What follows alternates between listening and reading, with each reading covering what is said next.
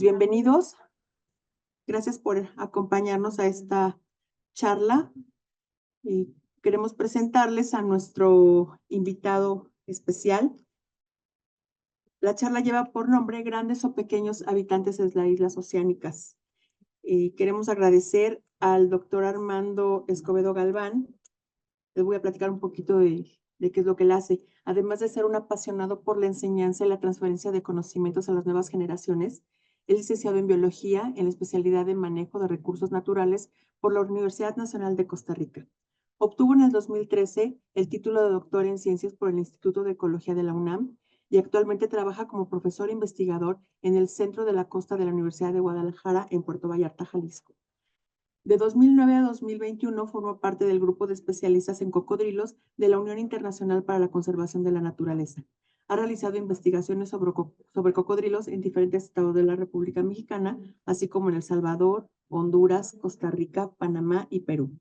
Es miembro del Sistema Nacional de Investigadores del Consejo Nacional de Humanidades y Ciencias y Tecnologías y tiene más de 50 artículos publicados en revistas especializadas. Pues es un honor para nosotros que haya aceptado una vez más estar con nosotros y le dejamos las cámaras y micrófonos, no sin antes agradecer al CECIT-10 el acompañarnos, a la Dirección General de Educación Tecnológica, Agropecuaria y Ciencias del Mar también. Parece que el estado de Yucatán está muy presente por aquí y el CBETA 10, el CBETA 14, mil gracias por acompañarnos. Lo escuchamos, doctor. Maru, muchas gracias por la invitación. Para mí realmente es muy emocionante volver a participar en alguna de las actividades que ustedes están desarrollando. Y de mi parte, siempre contarán con ello para tratar de aterrizar un poco la ciencia que hacemos en otro lenguaje y para que más gente la conozca, ¿no? Y principalmente motivar a las nuevas generaciones. Entonces voy a compartir la presentación del día de hoy. Cuando ya se esté viendo, ustedes me dicen.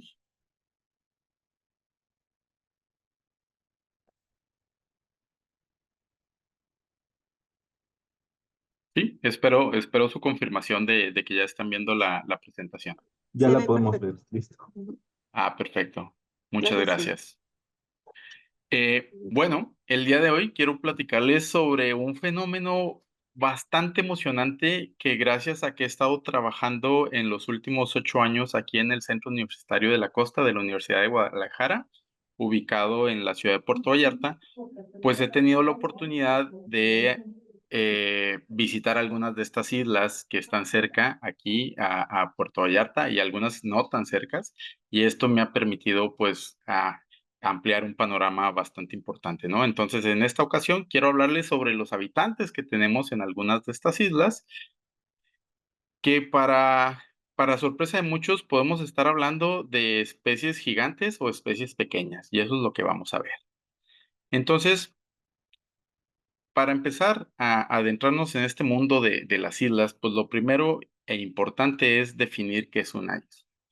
Entonces, para ello, me gustaría que manejáramos una definición bastante trivial, bastante simple, en el cual podemos considerar que es una extensión natural de tierra rodeada por agua y que la isla va a estar al nivel del agua o por encima del nivel del agua, y esto pues son varios factores que iremos considerando, ¿no?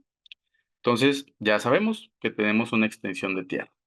Pero ahora, ¿cómo se clasifican? Y que esta clasificación de las islas también tiene que ver en cómo se forman. Entonces, por un lado, y para efectos de esta charla, vamos a tener lo que son las islas continentales. Vamos a tener las islas continentales, que vamos a considerar aquellas que fueron masas de tierra que estuvieron pegadas al continente y que por ciertos procesos se fueron desplazando, principalmente movimientos de placas tectónicas hacia zonas insulares, ¿no? Entonces tenemos este tipo de islas, como pueden ver en la imagen, que es una isla pues, que prácticamente se puede ver desde el continente, y muchas veces estas islas pueden estar muy cerca de las áreas continentales. Por otro lado, tenemos las islas oceánicas, que estas se forman a causa de pliegues o por el choque de placas tectónicas. También influye mucho erupciones y procesos volcánicos que hacen que se formen estos pedazos de tierra que van a estar en el océano, y que una de las características sobresalientes es que nunca, o en la mayoría, nunca estuvieron en contacto con el continente. Y esto pues va a ser un factor muy importante a la hora que tratemos de entender a las especies que habitan en este tipo de islas, ¿no? Las islas siempre han despertado un interés por parte de los investigadores. Si ustedes recordarán, hay dos naturalistas muy famosos de finales del siglo XIX. Tenemos por un lado a Charles Darwin y por otro a Alfredo Wallace, quienes ellos pues se dieron cuenta que las islas eran laboratorios vivientes, ¿no? Y con base en ello, ha habido otra serie de investigadores que han propuesto o han tratado de entender los procesos que ocurren en las islas, y para ello MacArthur y Wilson en 1967 plantearon lo que ahora conocemos como teoría de biogeografía de islas, en la cual tenemos un escenario en el que tenemos una masa continental, que ustedes la pueden ver por acá. Después vamos a tener dos islas, vamos a tener una isla grande y una isla chica, pero la isla chica está cerca del continente y tenemos la isla grande alejada del continente. Un segundo escenario nos va a dar que tenemos la isla grande cerca del continente y la isla chica alejada del continente. ¿Cómo afecta esto? Pues considerando en una escala muy amplia de tiempo, lo que vamos a tener es que la cantidad de especies que puede albergar cada una de estas islas se va a ver influenciado por la capacidad de las especies que tienen para llegar a estas islas, tanto las cercanas como las lejanas, y por otro, los procesos al interior de la isla que puedan estar afectando esta diversidad, lo que conocemos como extinción.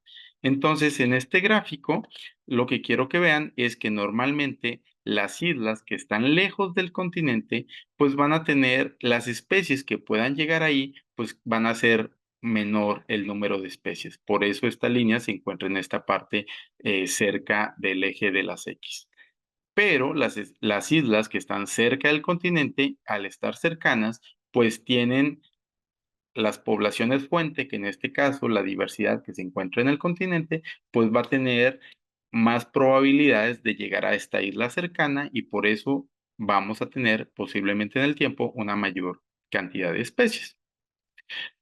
Y por otro lado, se invierten estos procesos. Entonces, la isla que esté más lejos también va, como tiene menor probabilidad de que especies lleguen, también su probabilidad de que las especies se extingan porque no van a encontrar las condiciones adecuadas es más alta, mientras que las especies que llegan a las islas cercanas, pues la probabilidad de extinción es más baja porque pues se pueden estar desplazando entre el continente y la isla, ¿no? Entonces, cuando juntamos tanto las especies que son capaces de llegar como con las especies que no lograron adecuarse o adaptarse a estos nuevos sitios, pues vamos a encontrar puntos de equilibrio en los cuales Eh, las islas cercanas, las islas cercanas, pues van a tener un equilibrio entre la cantidad de especies que pueden llegar y la cantidad de especies que se van a perder. Mientras que las islas lejanas van a tener una menor cantidad de especies eh, que van a llegar, y también una alta cantidad de especies que se van a extinguir. ¿De acuerdo? Para que lo entendamos de una forma gráfica y más simplificada y con un ejemplo real, aquí vamos a entender el proceso de la diversidad que pasa en las islas oceánicas.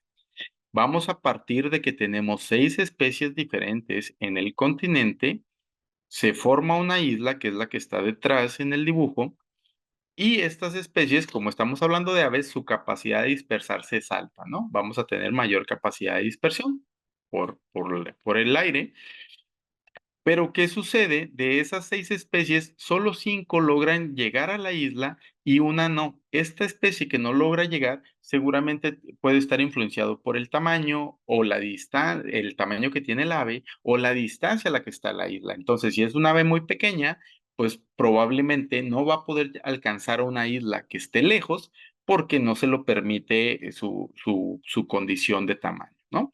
Entonces, tenemos 5 especies que llegan a la isla, pero a la hora de establecerse, de empezar a encontrar refugio, agua, qué comer en estos sitios, pues resulta que hay una especie que no se adapta, ¿no? Y se pierde. Ya nada más nos quedan 4 especies y después empiezan a ocurrir procesos propios de la isla, como en este caso, aquí nos hace referencia a la erupción de un volcán en una isla oceánica, donde, pues por efecto de las erupciones, pues vamos a perder una tercera especie. Y entonces ya de las 6 originales que se encuentran en el continente y que podrían llegar a las islas o establecerse, pues ya nada más tenemos 3. Cuando se hace el proceso de ensamblaje que tiene que ver con las interacciones de estas especies en el interior de la isla, pues resulta que hay otra especie que perdemos desafortunadamente, y entonces la diversidad con la que contamos pues va a ser mucho menor que con la que tenemos en el continente. Con el paso del tiempo vamos a tener un proceso de evolución que simplemente son cambios, ya sea que una misma especie modifique algunos de sus rasgos, algunas de sus características. Por ejemplo, aquí pueden ver que esta especie de ave tiene las patas un poquito alargadas, el cuerpo es un poquito más esbelto, el pico es relativamente pequeño, pero con el paso del tiempo su tamaño cambia, adquiere una mayor cantidad de volumen, las extremidades se vuelven un poco más cortas y posiblemente desarrolló un pico de mayor tamaño, ¿no? Y también tenemos el otro caso de una especie puede dar origen a otras especies, ¿no? O sea, puede haber un proceso de que se formen nuevas especies en estas islas, ¿no? Entonces, como pueden ver, pues aquí empieza a haber cambios y esto ayuda a los procesos que van a aumentar o disminuir la diversidad de especies que podamos tener en las islas oceánicas. Y esto nos lleva a conocer un fenómeno increíble que es el efecto de la insularidad o el efecto insular. En este caso, y como ya lo vimos, vamos a tener procesos de colonización, pero que esta colonización, que son las especies que logran llegar a la isla, pues van a ser las más aptas, ¿no? Las que tengan las mejores condiciones. También gracias a que las islas se encuentran relativamente lejos del continente, va a haber un menor número de depredadores y esto va a favorecer a las especies que sí logran establecerse en la isla. Por otro lado, al haber menos especies, se disminuye la competencia que pueda haber entre las especies por los recursos, pero al mismo tiempo empieza a haber una mayor competencia entre la misma especie. Este aumento de competencia entre la misma especie puede ser que los machos y las hembras empiecen a competir por los recursos de la isla o que los mismos machos entre ellos haya un aumento de las disputas por los recursos, ¿no? Y por último, también al ser las islas, independientemente del tamaño, sabemos que la disponibilidad de recursos no es tan grande. Como vimos, la formación de islas oceánicas, pues el que sean colonizadas por plantas o por insectos o ciertos organismos, pues es menor, entonces es probable que tengan menor cantidad de recursos de los que puedan disponer, llámese alimento, fuentes de agua o refugios para estar. Y estos factores que estamos viendo aquí van a generar lo que conocemos como el efecto insular, que este efecto apenas empezó a estudiar a partir de la década de 1960 en algunas islas de Canadá y después ha sido un estudio que se ha promovido por muchas partes del planeta. Entonces, ¿qué sucede? Pensemos que aquí tenemos el tamaño corporal. Entre más alejado estemos en el eje de la X, el tamaño de la especie continental es mayor. Y vamos a tener esto que tiene que ver si vamos a tener especies grandes o pequeñas. Entonces, ¿qué sucede? Cuando en el continente tenemos especies pequeñas, como este ratón, ¿qué va a pasar cuando un ratón llega a una isla? Hay menos depredadores, hay menos competencia y entonces esto va a favorecer que el ratón pueda aumentar su tamaño corporal, que cuando vive en el continente no le sirve porque va a ser más fácil de ver, va a ser más fácil de que se lo quieran comer y entonces hay ciertas desventajas estar en ambientes continentales donde hay una mayor competencia. Por otro lado, especies grandes en el continente, por ejemplo, este elefante, cuando llegan a islas o cuando se desplazaron hacia ambientes insulares, ¿qué va a pasar? Todo lo contrario. Es una especie muy grande, necesita más recursos, necesita más espacio, necesita más disponibilidad de ambiente. Entonces, ¿qué sucede? El tamaño corporal del elefante disminuye. Y esto es lo que nos produce que tengamos especies pequeñas en islas o especies grandes, dependiendo la condición en la que originalmente estaban en el continente. Algunos ejemplos, y aquí sí es una culpa personal porque tengo gran pasión por los anfibios y los reptiles, que es hacia donde nos dirigimos en esta charla, pues les voy a poner ejemplos principalmente de reptiles, ¿no? Entonces, si ustedes conocen el dragón de Komodo, es prácticamente podríamos decir, la lagartija o el lagarto más grande del mundo, que llega a alcanzar hasta los 3 metros de tamaño y vive en la isla de Komodo, en Indonesia. Y otra cosa muy interesante es que hace alrededor de unos 10 años se descubrió que el dragón de Komodo tiene glándulas de veneno. Entonces tenemos la mayor, el lagarto de mayor tamaño viviendo en una isla, pero también desarrolló un mecanismo para producir veneno, ¿no?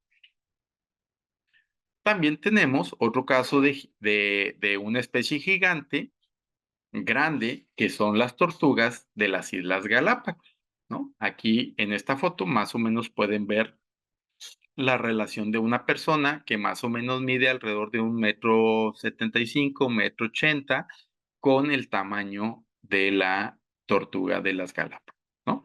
Y como pueden ver en este mapa tomado del gobierno ecuatoriano, pues las Islas Galápagos se encuentran a 1,000 kilómetros de distancia del continente. Entonces, ese aislamiento favorece estos cambios de tamaño en muchas especies. Pero no solo tenemos cambios en el tamaño, también tenemos un proceso que se conoce como síndrome insular. ¿Se acuerdan que una de las características que tienen las islas es que tenemos menor disponibilidad de recursos, tenemos menor competencia y entonces las especies pueden aprovechar esto? Entonces, ¿qué ha sucedido? Pues resulta que en algunas especies de plantas, sus principales polinizadores en islas son lagartijas. Y estas especies de plantas, por ejemplo, aquí en el caso de este gecko en las Islas Canarias, que es una especie de la familia de las euforbiáceas, no podría existir o sobrevivir en las Islas Canarias si no fuera a que este gecko es la especie que poliniza esta planta. Lo mismo ocurre con otra especie de lagarto que se alimenta del néctar y también transporta el polen de esta especie de planta, de arbusto o herbácea, que también se encuentra en las Islas Canarias, ¿no? Aquí hicieron una comparación con algunos visitantes que son abejas, otros insectos que parecen abejas, pero su principal polinizador y del cual depende esta especie también son de lagartijas. Entonces, estas condiciones que vemos que se presentan en las islas también favorecen que las especies no solo cambien de tamaño, sino que puedan ampliar su nicho para hacer otras cosas en las islas. Entonces, en las islas podemos encontrar serpientes que en el continente son nocturnas porque evitan los depredadores, pero en las islas pueden ser diurnas, o sea, pueden salir a la luz del día y estar activas a la luz del día porque no tienen los depredadores que las estén controlando. Y ahora bien, nos preguntamos, ¿y en México qué tenemos? Bueno, para que tengan una idea, de acuerdo con el INEGI, tenemos 4.111 elementos insulares. Esto quiere decir que son islas, islotes, cayos o arrecifes. Los cayos, la diferencia con las islas y lo que vimos en la introducción simplemente es porque el sustrato o el suelo es arena, no es roca o tierra firme como normalmente ocurre con las otras islas. La parte arrecifal, pues son colonias de arrecife que pueden estar o sobresalir, y los islotes suelen ser pequeños pedazos de piedra que están por encima del nivel del agua. Son rocosos donde principalmente casi no hay diversidad de especies.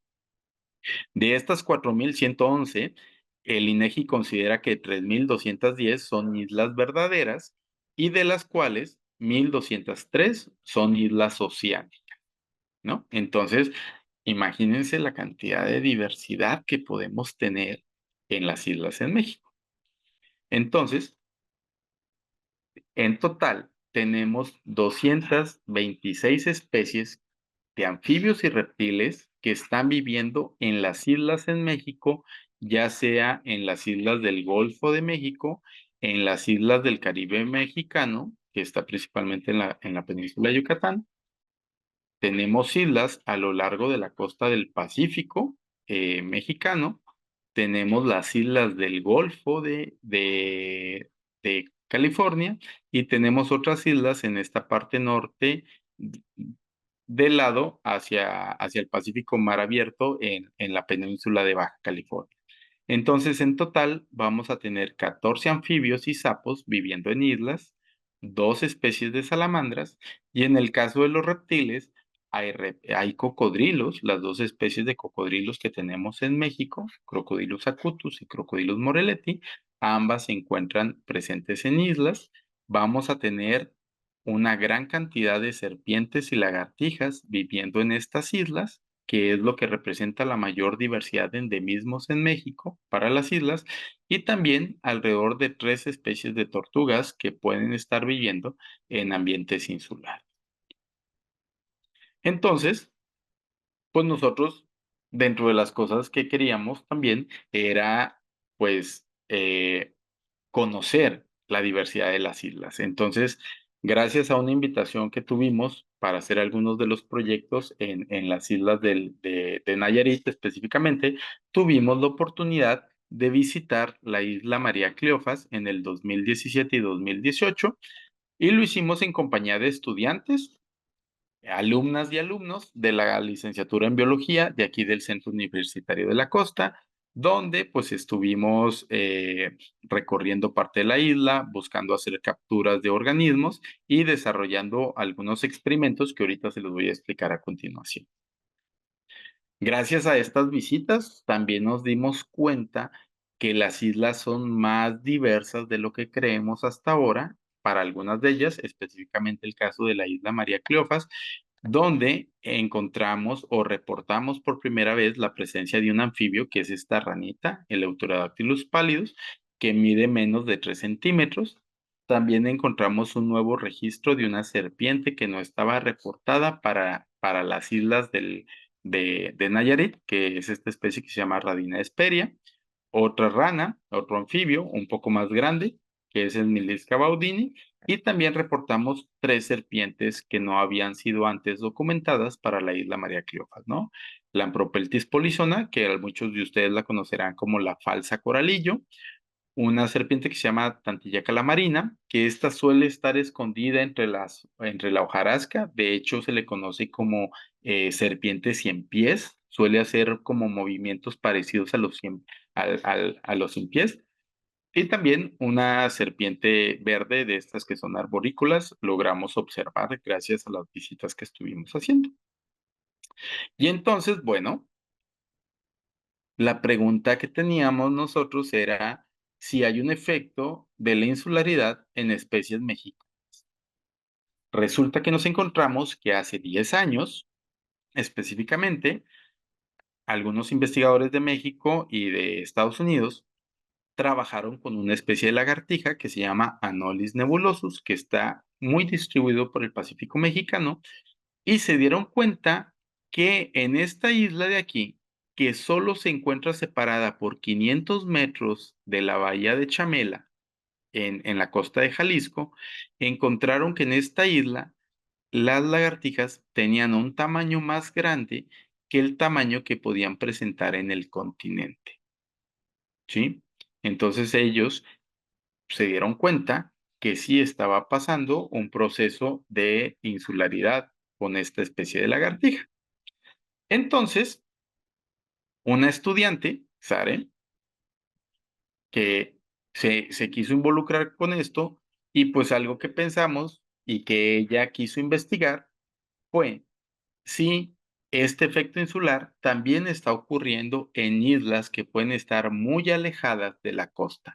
Para eso nos basamos en las Islas Marías, que es esta imagen que está aquí, que en promedio tiene alrededor de unos 85 kilómetros de distancia con la costa y prácticamente son las islas más alejadas del estado de Nayarit. Entonces, lo que quería saber Sarem dentro de su investigación era si esta lagartija, por un lado, los machos eran más grandes que las hembras, en este caso, saber si también la insularidad está afectando el tamaño que pueda presentar una misma especie, y la otra, comparar si las hembras y los machos del continente y de las islas también eran diferentes. Entonces, ¿qué hicimos? En este caso, Sarem fue a los museos en Estados Unidos. ¿Por qué? Porque al final de cuentas los museos son laboratorios donde está guardada una gran cantidad de información y donde se preserva una gran cantidad de organismos que tienen mucho tiempo. Por ejemplo, estas lagartijas de estos frascos, algunas tenían más de 100 años de haber sido colectadas en las Islas Marías. Entonces, muchas veces es más fácil poder visitar un museo donde puedas conseguir la información que necesitas que el planear toda una expedición a las islas para tratar de conseguir la información que necesitábamos. Entonces, simplemente en los museos, lo que hizo Sarem fue medir el tamaño y ciertas formas de las lagartijas que pueden ver en esta imagen. Medimos el tamaño corporal o lo que conocemos como la longitud hocicocloaca, que va desde la punta del hocico hasta la abertura cloacal, y también medimos el largo de la cabeza, el ancho de la cabeza, el largo del húmero, que es alrededor de, por decirlo así, desde el hombro hasta el codo, y el largo del fémur, que es desde la ingle hasta la rodilla. Y esto lo hizo en una gran cantidad de lagartijas. En total, Saren en estos museos midió 305 ejemplares de esta lagartija que tiene esta característica, que tienen una papada o gula, como la conocemos, que tiene una coloración característica que es un borde blanco y hacia el interior es color naranja con ciertos relieves en amarillo, ¿no? Y entonces, este es, de este lado podemos ver el mapa de la distribución de la lagartija en el continente. En color azul y rojo van a ver los lugares de los que provenían las lagartijas que estaban depositadas en los museos. Y aquí hacemos referencia a las lagartijas que se encontraban en los museos que provenían de las Islas Marías. Les presento el complejo o el archipiélago de las Islas Marías, que está compuesto por San Juanito, que es una isla bastante pequeña, la isla María Madre, que es donde estaba establecido un penal de máxima seguridad, tenemos la isla María Magdalena en menor tamaño y la isla María Cleofas. ¿Y qué encontró Sare? En esta gráfica, lo que quiero que noten es que la bolita amarilla representa a los machos y la bolita azul representa el tamaño promedio de las hembras. Entonces, para la isla María Madre, la isla María Magdalena y la isla María Cleofas, resulta que los machos son más grandes que las hembras. Entonces, esto nos hacía pensar que el efecto de la insularidad va a favorecer que los machos tengan tamaños más grandes que las hembras en las islas. Pero ya cuando Saren comparó el tamaño de los machos y de las hembras del continente contra las islas, se dio cuenta que en el continente los machos y las hembras suelen tener un tamaño parecido. Y esto se debe a que tener tamaños parecidos evita los efectos de la depredación. Entonces, la probabilidad que a ti o a que a un macho o una hembra lo puedan depredar, pues va a ser 50 y 50 porque tienen el mismo tamaño. Si en el continente el macho fuera más grande que la hembra, entonces al ser de mayor tamaño es más visible para los depredadores y entonces la probabilidad de que se lo coman pues es mayor. Y en el caso de las islas, pues vemos que los machos suelen ser de mayor tamaño y son de mayor tamaño que en el continente. Si ustedes logran ver aquí, casi que podríamos trazar una línea recta juntando los puntos que tiene que ver con las hembras del continente, los machos del continente y las hembras de las islas, ¿no? Entonces, con esto nos dimos cuenta, pues, que el efecto de la insularidad no solo afecta el tamaño de las especies, sino que también ese efecto del tamaño va a depender si es macho o es hembra. No necesariamente el efecto es el mismo en todas las especies de lagartijas, pero en el caso de la especie que nosotros trabajamos sí estaba ocurriendo esto. También algo interesante que se dio cuenta Saren en su investigación, ¿no? Como buena bióloga curiosa de estar estudiando esta especie de lagartija, se dio cuenta que la gula, que es la papada de los machos, en las islas es más grande que en el continente. Y esto tiene cierta lógica porque al no haber depredadores en las islas, la gula, los machos la utilizan para interactuar socialmente. ¿Qué quiero decir esto? Ellos mueven la gula para hacer señales de comunicación con la misma especie, con los mismos machos, con las hembras y también estarse avisando si hay una serpiente cerca, si hay un depredador o si hay algún disturbio que les pueda afectar. Ellos usan este abanico para estar haciendo esa comunicación entre ellos, ¿no? Son comunicaciones visuales que desarrollan. Entonces, gracias a que no hay depredadores en la isla, pues entonces los machos pueden tener papadas mucho más grandes que en el continente. Y ahora, la siguiente pregunta que nos hicimos fue, ¿y esto solo pasa con lagartijas o también puede pasar con serpientes? Entonces, nos enfocamos en estudiar una especie que seguramente la mayoría de ustedes conoce, que es la boa, o conocida con su nombre científico, con el cual la bautizó Carlos Linneo, es boa constrictor. Para que se den una idea, esta especie de serpiente pues se distribuye prácticamente en toda la región neotropical, desde México, desde Sonora hasta Argentina, el norte de Argentina.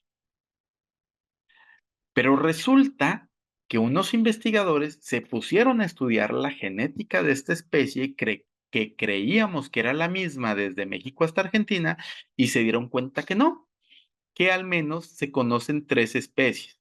Entonces tenemos una especie endémica de México que es Boa sigma, que da una especie para el Golfo de México y la península de Yucatán y Centroamérica, que es Boa imperator, y en América del Sur tenemos otra especie que es Boa constrictor, que fue la que originalmente se conoció. Y algo de lo que vamos a estar viendo es que también se dieron cuenta que la boa en el continente es más grande y en las islas son más pequeñas. Después resulta que hace un año apenas, lo pueden ver aquí, se dieron cuenta y hicieron más estudios de biología molecular, más estudios genéticos, y se dieron cuenta que en estas islas, en las Indias del oeste, hay dos especies de boa, una boa que se llama boa nebulosa y otra que se llama boa orofias. Entonces, en resumidas cuentas, tenemos tres especies que viven en el continente, pero que también puede haber boas en las islas de estas regiones continentales y específicamente dos boas que surgieron o aparecieron en estas islas.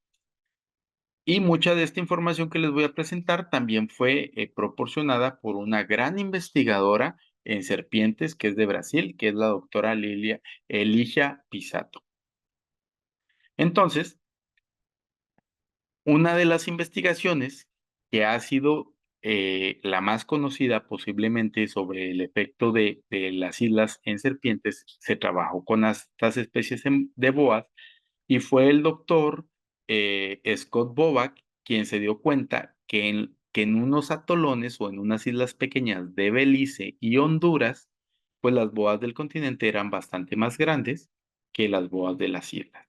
Y esto también se veía reflejado en que las boas del continente tienen una cabeza más grande que las boas de las islas, ¿no?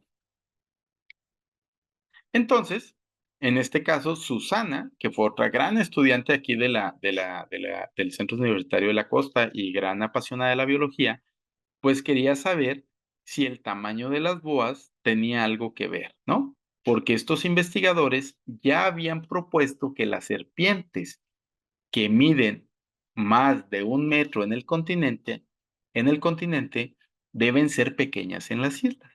Y las serpientes que en el continente son pequeñas, pues deben ser, que son menores a 1 metro en el continente, en las islas van a ser grandes, ¿no?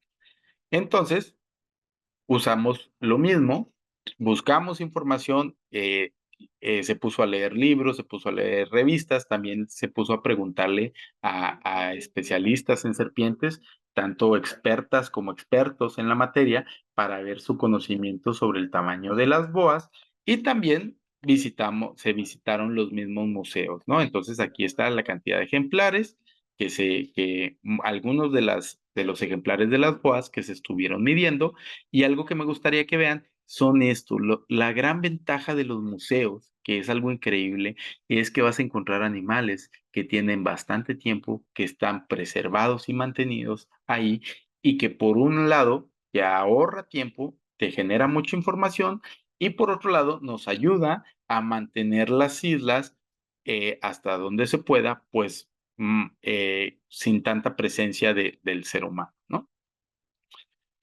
Entonces, para no hacerles la historia tan larga, de la boa mexicana, de lo que conocemos como boa sigma, que solo está en el Pacífico mexicano, desde Sonora hasta el Istmo de Tehuantepec, ella logró medir 13 boas de las islas y 40 que son del continente. Para la boa de América del Sur, que es boa constrictor, midió 461 boas y otra subespecie que se llama boa constrictor amarali midió 201. En el caso de la boa que está en el Caribe y Golfo de México y Centroamérica, midió 91 ejemplares provenientes de islas y 51 del continente, y muy poquitas para las islas del oeste, de las Indias del oeste en, en esta parte del Mar Caribe. ¿Y qué pasó? ¿Qué encontramos?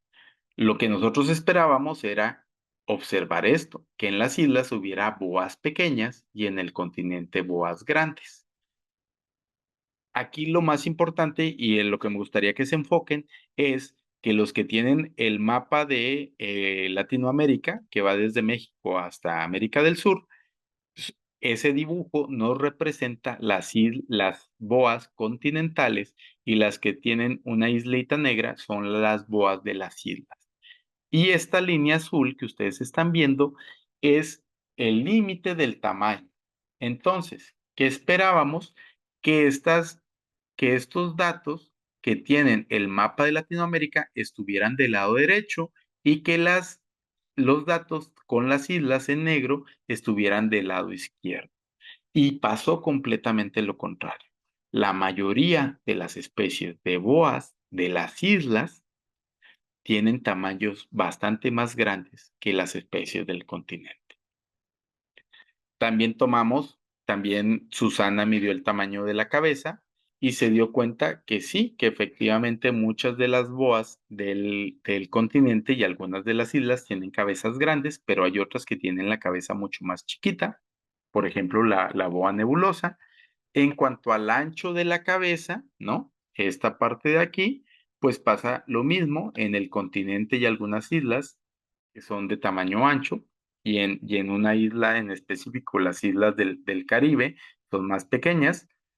Y lo otro muy interesante es la cantidad de escamas de la parte ventral de la serpiente. Entonces Susana estuvo midiendo contando cada una de las escamas que tienen la parte ventral estas boas, y para que se den una idea, pues puede llegar desde 230 hasta 280 escamas, ¿no? Entonces había que estarlas contando con mucho cuidado, y lo que nos dimos cuenta es que las boas de las islas tienen una mayor cantidad de escamas ventrales. Y esto es algo súper interesante porque la cantidad de escamas está ligado a la cantidad de vértebras. Entonces, si ustedes imaginan una serpiente y ya ven que en las imágenes que tenemos es que las serpientes son muchas vértebras y muchas costillas, pues por cada escama hay una vértebra. Entonces, ¿esto qué quiere decir? Que si las serpientes en las islas tienen más escamas en el vientre, significa que tienen un mayor número de vértebras, y lo que esperaríamos es que tengan tamaños más grandes que en el continente, no tamaños más pequeños. También estuvimos viendo si la distancia a la cual se encuentra la isla, por ejemplo, tiene que ver con el tamaño de la serpiente, y vemos que no. Lo más importante es esta línea roja que ustedes pueden ver que está así completamente acostada, no tiene una inclinación hacia arriba o hacia abajo que nos pudiera indicar si hay un efecto o no, y también el tamaño de la isla. Entonces, hay dos factores muy importantes que son de la biogeografía de islas: el tamaño de la isla y la distancia al continente. Al parecer no le afectan al tamaño de la boa. Y por último, algo que pensamos es, bueno, seguramente la dieta, lo que están comiendo estos animales en las islas, pues puede estar limitando o favoreciendo este tamaño. Entonces, Ilse, otra gran bióloga, gran estudiante de la biología, que ahorita de hecho se encuentra, gracias a todos estos trabajos que hizo, ahorita se encuentra en Alemania haciendo su doctorado, estudiando allá, también trabajando con reptiles, gracias a todo el trabajo que estuvo haciendo acá. Ha tenido muchas oportunidades. Entonces lo que hicimos fue agarrar varias lagartijas, les pasábamos una sondita por la boca hasta llegar al estómago, inyectábamos agua limpia, y lo que hacíamos era que hacíamos que la lagartija regurgitara el alimento. Y esto no la dañaba. Son sondas de alimentación que tienen la punta redonda, el agua sale por un lado y la manipulación es relativamente sencilla, y también estuvimos observando que no le pasara nada después de la manipulación que hicimos a estas especies, ¿no? Y por aquí pueden ver fotografías de cosas que les encontramos. Algo que nos llamó mucho la atención es que encontramos piel. su, la misma especie se come su piel cuando están mudadas de piel, se alimentan cuando las condiciones no son las más favorables. Aquí tenemos, en este caso, es piel de esta especie que es Anolis nebulosus, que ya les he platicado de ella, y esta piel es de un gecko, que es este gecko que está aquí, que se llama Philodactylus cliofacensis. Encontramos caracoles, arañas, algunas alas pueden ser de algunos perdón, de algunos dípteros o de algunos himenópteros o hasta lepidópteros. También encontramos flores, la presencia de flores presentes en el contenido estomacal, termitas, también encontramos cucarachas, hormigas, ¿no? Y entonces nos dimos cuenta que estas 4 especies de lagartijas a las cuales le estuvimos lavando la pancita, al gecko, una lagartija de cola de látigo, la especie de Anolis y un garrobo, o familia de la iguana, pues realmente se alimentan de una gran cantidad de cosas y con ello Ilse se dio cuenta que al no tener depredadores, pues estas especies aprovechan y pueden ampliar su dieta. Entonces comen muchas más cosas de las que pueden comer en el continente porque necesitan competir con otras especies para poderse alimentar. Acá recordemos que no hay depredadores o no hay tantos competidores, ¿no? Y también tenemos una repartición de espacio. Esto quiere decir que los garrobos se encuentran o los encontrábamos principalmente en la parte alta de los árboles. Esta lagartija del género Anolis se encuentra principalmente en troncos. La lagartija cola de látigo se encuentra en el suelo y el gecko es una especie que vive en piedras, que es saxícola. Ese es su término con el cual se conoce a las especies que viven en rocas, ¿no? Entonces, cada una se encuentra en su lugar, pero aparte aprovechan la disponibilidad que van a tener en cada uno de estos lugares. Entonces, en resumen, con este trabajo que hicieron estas grandes biólogas, que ahora son biólogas, son colegas, vimos que el efecto insular influye tanto en lagartijas como en serpientes. Sí, pudimos comprobar eso. No pudimos comprobar que las serpientes mayores a 1 metro en el continente iban a ser más pequeñas en las islas o que las serpientes más pequeñas en la isla fueran más grandes en el continente. El tamaño de la isla no, y la distancia al continente no tiene un efecto en el tamaño de la serpiente. Y por otro lado, la dieta sí es un factor sumamente importante en estas especies. Eh, Quiero agradecerles a las estudiantes que estuve nombrando, Susana, Ilse y Saren, también a la doctora Ligia Pisato, que la verdad son unas grandes investigadoras por todo este trabajo que se ha desarrollado, a los museos que nos permitieron visitar sus instalaciones, también las autoridades nacionales, la Comisión Nacional de Áreas Naturales Protegidas, que nos permitió visitar la isla María Cleofas, y a ustedes por escucharme y permitirme dar esta charla para ustedes el día de hoy. Muchas gracias, doctor. Dice por ahí que cuando uno aprende, el día es provechoso y este día ha sido increíblemente maravilloso para nosotros. Muchísimas gracias. No, muchas gracias a ustedes. Y por su trabajo y también a sus colaboradoras. Nos encantó. Muchísimas gracias. Y bueno, quiero platicarle a usted que el estado de Yucatán está presente. Está, como ya le había mencionado, el área de vinculación de las oficinas de enlace de la DGTA ICM de Yucatán, el CEBETA 14 de Tizimín, el CEBETA 87 de Valladolid. No me juzguen porque no hablo maya. El CEBETA 100 de Tzitzantún, el CEBETA 283 de Jocabá, el CEBETA 284 de Tuncás, el CEBETA 118 de Oxcutzcab, el CETMA 17. Especialmente queremos agradecerle también a las brigadas de educación para el desarrollo rural, al 83, al 73 y al 123 también de Yucatán. Nos encantaría que se pusieran en contacto con nosotros las brigadas para poder llevarles estas conferencias y platicarles un poquito del proyecto del Fondo de Cultura. Y a continuación, no le quito el tiempo a las preguntas y les dejamos a Antonio.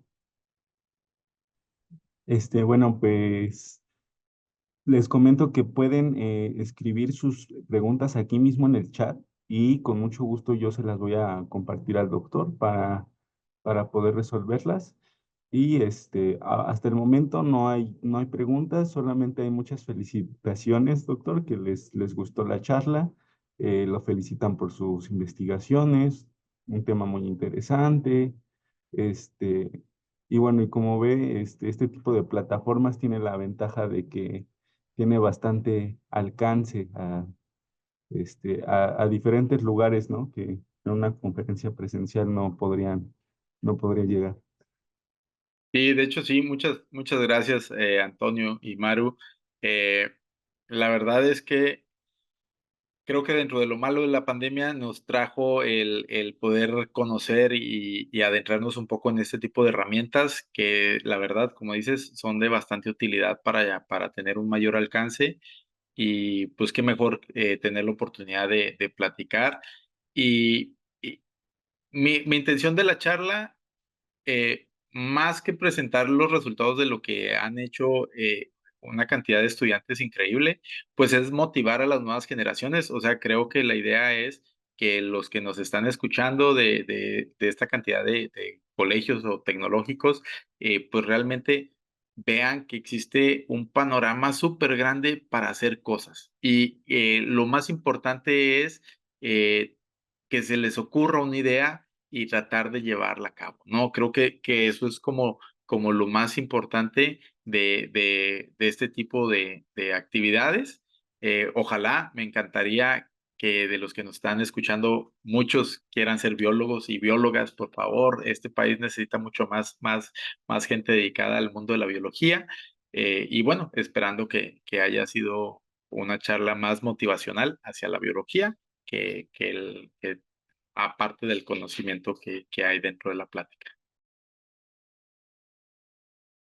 Bueno, tenemos conectado al CECIT 10, es un grupo de alumnos que están en el plantel, entonces eh, voy a abrirles el micrófono por si quieren decir alguna pregunta directamente al doctor.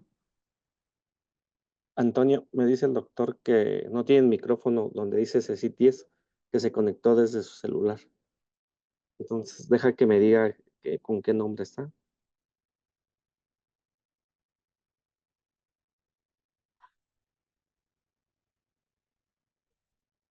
Sí, es Humberto.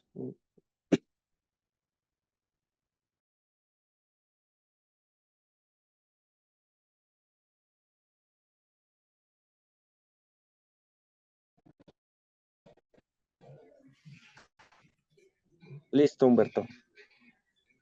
Listo, hombre. Ok, gracias. Aquí tenemos nuestras preguntas.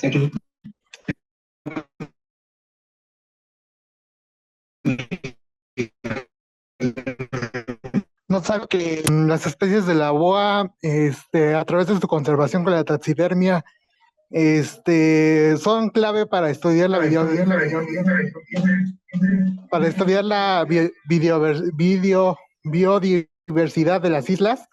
Pero la pregunta sería, ¿la taxidermia también podría ser un elemento para distinguir el fenómeno de insularidad en las especies? Sí, de hecho sí, eso es una muy buena pregunta. El que estén bien preservados los ejemplares, o sea, que exista un muy buen trabajo de taxidermia, nos va a ayudar mucho para entender este proceso. Entonces, lo malo es que hace los ejemplares que tienen más de 100 años que están colectados, pues muchas veces las técnicas de taxidermia no son las que ahora se desarrollan o se implementan, ¿no? Entonces, así como también tenemos la oportunidad de tener acceso a organismos de bastante antiguos y colectados, pues muchas veces no están en las mejores condiciones. Entonces, la verdad es que promover y desarrollar una buena técnica de taxidermia que permita la conservación de los ejemplares es fundamental. O sea, es necesario y eso es lo que nos va a permitir de entrada poder observar estos cambios, al menos en el tamaño de los ejemplares, ¿no? El de cómo van cambiando. Entonces, sí es, la taxidermia debe ser un punto muy importante en esto y también, pues, la gente que creo que con el paso del tiempo, siento yo que ha sido como un área que se ha como, eh, que ha ido perdiendo, creo yo, pero que sí es fundamental para ayudarnos a conocer especies y que la gente las conozca en el caso de algunos organismos que desafortunadamente ya hemos perdido, ¿no? Entonces, el que existan ejemplares preservados de una forma adecuada va a ser importante para la biodiversidad.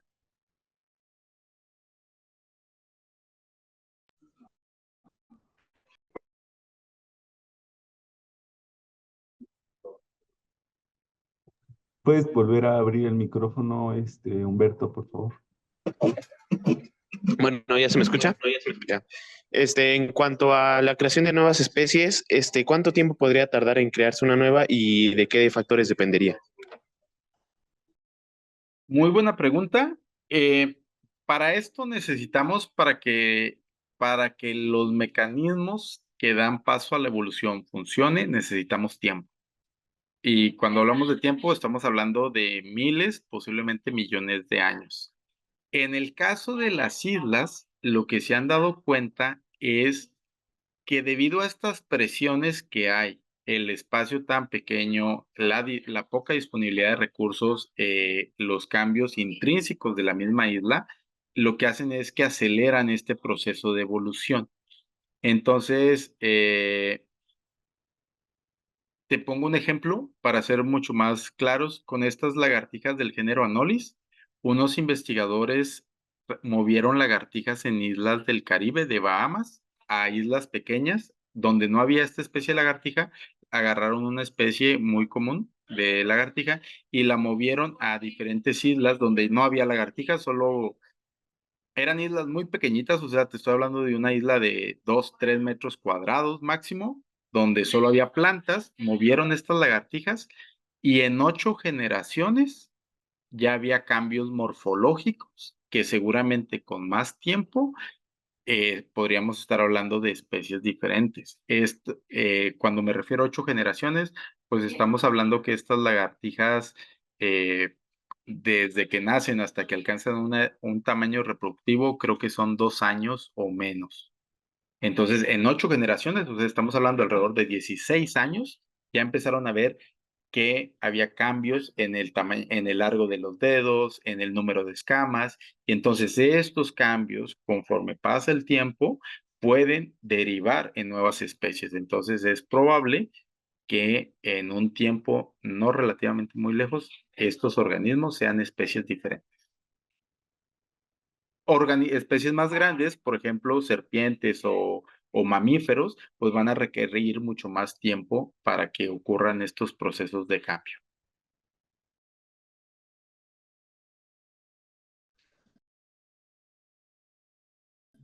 Ah, otra pregunta. El efecto insular aquí principalmente se checó en Sudamérica, Centroamérica y Norteamérica, pero el efecto insular es el mismo, por ejemplo, en lugares más fríos como las islas de la Antártica o cualquier tipo de islas que no sean del mismo tipo de clima, o sí influiría en la investigación. Excelente pregunta, muy buena pregunta. Pasan varias cosas y estos son varios procesos. Hacia los climas fríos, y quiero manejarlo así como climas cálidos y climas fríos, también tenemos otro fenómeno, otro efecto que ocurre, que es lo que se conoce como la regla de Berman. Esta regla lo que significa es que conforme nos acercamos a climas fríos, el tamaño de los animales es más grande. Entonces, más o menos, si imaginamos rápidamente, los mamíferos grandes suelen estar en climas fríos. El oso polar, por ejemplo, los alces, los bisontes, este tipo de mamíferos muy, muy grandes van a estar en climas fríos porque necesitan un mayor tamaño para conservar una mayor cantidad de calor. Mientras que, por ejemplo, los osos particularmente, tenemos osos tropicales hay un oso, el oso andino en América del Sur, o un oso en el oso malayo, que son osos que no van a rebasar por ahí el 1,50 m. De hecho, son mucho más pequeños estos osos que viven en los trópicos, mientras que un oso polar mide 2 metros o más de 2 metros, ¿no? Entonces, ahí vamos a tener otro factor que no solo es el efecto de la isla, del aislamiento, sino va a ser el efecto del clima que pueda estar jugando. ¿Cómo estos dos factores interactúan para promover los cambios de los tamaños corporales? Es por sí solo un tema de investigación que alguien pudiera desarrollar y que hasta donde yo he tenido la oportunidad de leer, creo que ha sido poco abordado. Porque normalmente nos enfocamos a evaluar alguna de estas reglas, ¿no? Por ejemplo, la regla del efecto insular o la regla de Berman que tiene que ver con el tamaño o alguna otra de las reglas que existe relacionadas con procesos biogeográficos. Pero sabemos que los cambios en las especies o la biodiversidad, pues no depende de un solo factor, sino de varios. Entonces la idea es poder ir engranando cómo estos diferentes fenómenos pueden afectar, ¿no? Entonces, sí, seguramente va a ser diferente en climas fríos.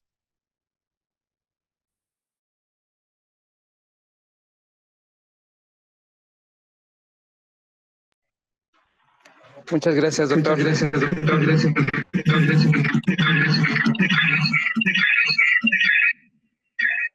A ustedes, muchas gracias. Excelentes preguntas, la verdad. Muy bien, doctor. Bueno, les recuerdo que igual pueden escribir si alguien más tiene alguna duda, lo pueden escribir aquí en el chat. Yo le quería preguntar, doctor, de todas estas islas que mencionó en la presentación que hay en México, me imagino que, bueno, varias de ellas son áreas naturales protegidas y otras tantas son propiedad privada o más o menos, ¿qué porcentajes manejan de áreas naturales protegidas y qué tanto no están protegidas? Y de quién son esos territorios?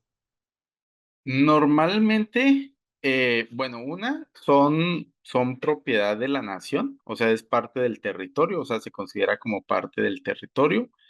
Hasta donde sé, no puede haber algunas islas como en concesión para desarrollar algún tipo de actividad, eso ocurre, pero la mayoría están protegidas. O sea, en el caso, por ejemplo, específicamente de las islas que están frente a las costas de Nayarit, eh, son parques nacionales, como el Parque Nacional Islas Marietas, está el Parque Nacional Isla Isabel, está la Reserva de la Biosfera Islas Marías, y solo hay una pequeña isla enfrente de un poblado que se llama Rincón de Guayabitos, que no tiene alguna categoría de protección hasta este momento, pero que de alguna forma se conoce su importancia y también se le da cierta protección por parte de la Comisión Nacional de Áreas Naturales Protegidas. Entonces, la verdad es que la cantidad de áreas naturales que tenemos protegiendo los ambientes insulares es bastante grande, ¿no? Prácticamente casi todas las islas del Golfo de California están bajo alguna categoría de protección. En el Caribe mexicano tenemos la Reserva de la Biosfera Banco-Chinchorro, que es fundamental en la conservación de los corales y del manglar y todas estas especies que hay allá en Banco-Chinchorro. Eh, parte de Cozumel, a pesar de que Cozumel es una isla con un desarrollo turístico, muchas de las partes están protegidas y una área marina también. Está la parte de las islas de Alacranes, tenemos las islas de Revillagigedo bajo reserva de la biosfera. Entonces, la verdad es que por ese lado, México sí se ha preocupado mucho por conservar los ambientes insulares, ¿no? Ok, ok. Bueno, es una buena noticia. Ya no tenemos más preguntas, entonces, no sé si pues ya despedimos la reunión, Maru. Sí, Lau, si quieres comentar algo. Creo que no estoy por aquí. Bueno, pues agradecerles a todos su presencia, a las instituciones que ya mencionamos. A Judith Elizabeth Núñez quiere hacer una pregunta. Sí, No, adelante. solo quise felicitar todo el esfuerzo de todos para hacer llegar tanto conocimiento a los que amamos la naturaleza. Gracias, Dios los bendiga. Muchas gracias, maestra. También nos están diciendo que si podríamos compartir la presentación. Si visitan nuestras redes sociales en YouTube, pueden encontrar todas las charlas. Hay un repositorio. Esta charla en un par de días va a ser subida a la plataforma, pero pueden encontrar todas las que tenemos a partir de la pandemia y unas antes, con muchísimo gusto las pueden bajar, las pueden ver. Tenemos también unas cápsulas grabadas por nuestros autores, también las pueden checar. Nuestro portal de la Ciencia para Todos, pueden ver las próximas conferencias que vamos a tener, las actividades que hace el Fondo de Cultura a través de nosotros. Entonces, con muchísimo gusto, búsquenos en las redes sociales, en TikTok, en Instagram, en Facebook y en YouTube. Ahí estamos presentes. Bueno, pues, gracias, maestra. Si no hay otra cosa más que hacer, doctor, mil gracias. Como siempre es un placer escucharlo. Nos Gracias. encantó. Y bueno, pues creo que todos nos vamos con un muy buen sabor de boca porque aprendimos muchísimo. Muchísimas gracias, doctor. Gracias a todos por acompañarnos. Gracias a ustedes por la invitación. Nos vemos. Gracias. Gracias, doctor. Gracias a todos. Hasta luego. Gracias.